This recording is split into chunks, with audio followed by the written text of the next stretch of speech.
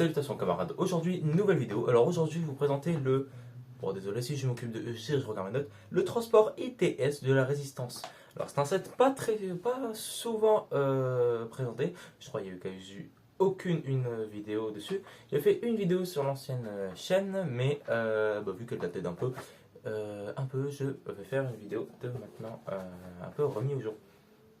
Alors ce set a pour référence 75 293 a un nombre de pièces de 932 pièces.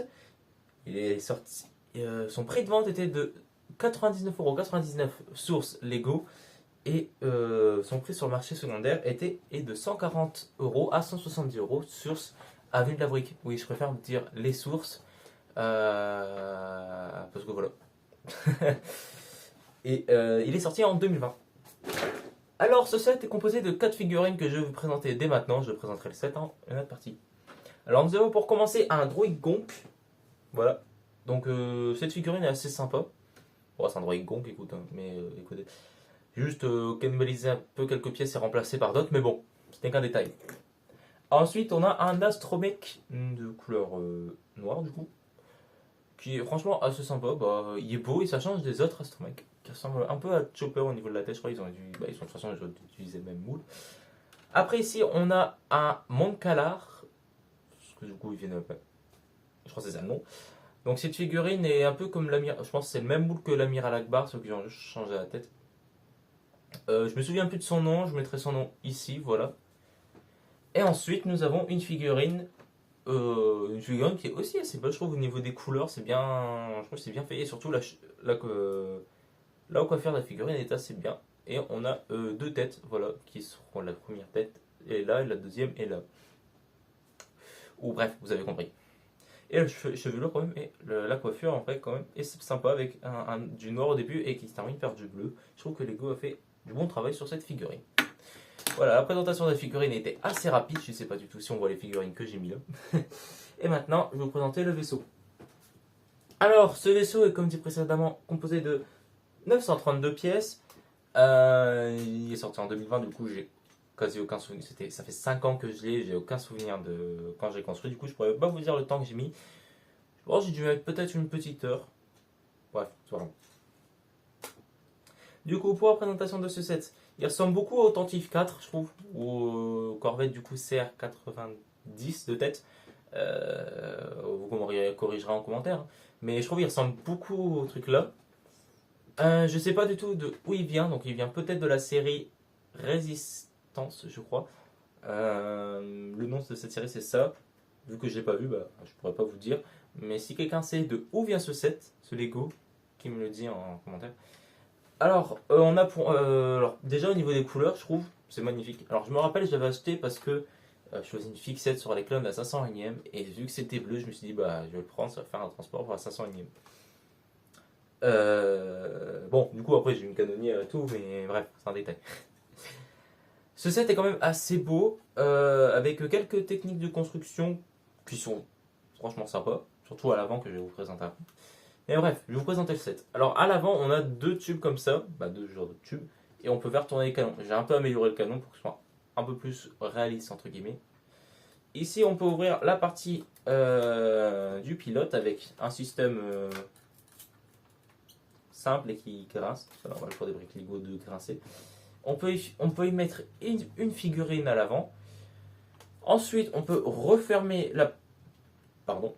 On peut refermer le poste de pilotage. On enlève un panneau au-dessus. On a accès à l'intérieur. Alors normalement, il devait avoir une par 4, deux une par 4 ici et d'autres pièces. Sauf que je les ai enlevées parce que voilà.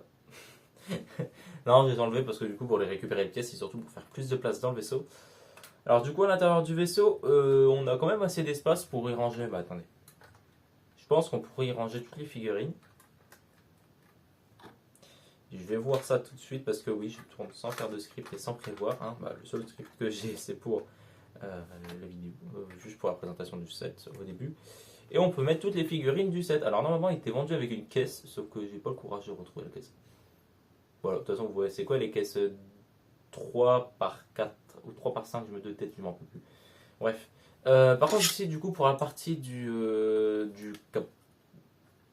du capot. Comment c'est fait? Je trouve que c'est bien pour Lego. Je trouve qu'ils ont bien fait un beau truc. Et on peut ouvrir les panneaux sur les deux côtés.